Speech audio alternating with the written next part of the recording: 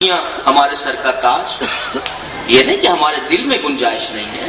4 کیا 40 ہوں 400 ہوں ہماری پلکوں پر تاریخ سے ثابت نہیں ہے.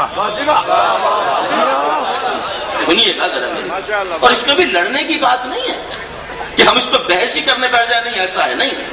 اگر جس کے نزدیک ثابت ہے وہ 4 مانتا رہے. اگر 4 ہیں تو ہم 1 کے فضائل پڑھتے ہیں, آپ 4 کے فضائل کیوں نہیں پڑھتے؟ دیکھیے اس میں لڑنے کی ضرورت نہیں. مانیے 1 کے فضائل ہم پڑھ رہے ہیں, 3 کے فضائل آپ پڑھیے.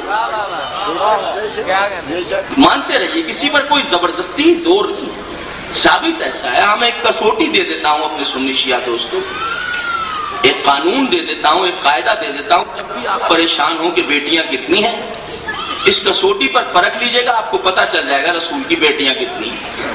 ایک معیار آپ کو دے کر چلا جاتا ہوں اپنے نوجوان دوستوں. آئیے دیکھتے ہیں بیٹیاں کتنی ہیں. تاریخ سے ایک آپ کو معیار دے رہا ہوں, ایک کسوٹی دیتا ہوں, ایک پرکھ دیتا ہوں. پیغمبر اکرم کی شادی جب ہوئی اس وقت آپ کے سن مبارک کیا تھا؟ کتنے سال کے تھے آپ؟ 25 سال کے تھے جب آپ کی شادی ہوئی. توجہ رکھو. اور جب آپ نے اعلان نبوت کیا اس وقت آپ کا سن مبارک کیا تھا؟ نوجوان دوست اور بچے سمجھیں, جب آپ کی شادی ہوئی اس وقت آپ 25 برس کے تھے, 25 سال. اور جب آپ نے اناؤنسمنٹ کی, نبوت کا اعلان کیا, اس وقت آپ کی زندگی 40 برس کی تھی. سن مبارک 40. 25 اور 40 میں کتنے سال کا فرق ہے؟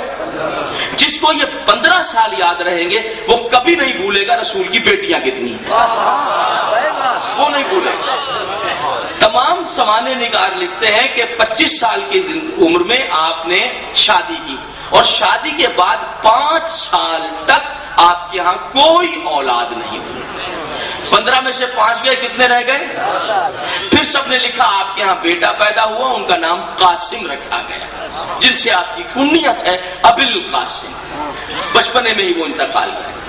تو 1 سال جناب قاسم کی ولادت کا نکال دیجئے, 10 میں سے 1 نکل گیا, کتنے سال بچے؟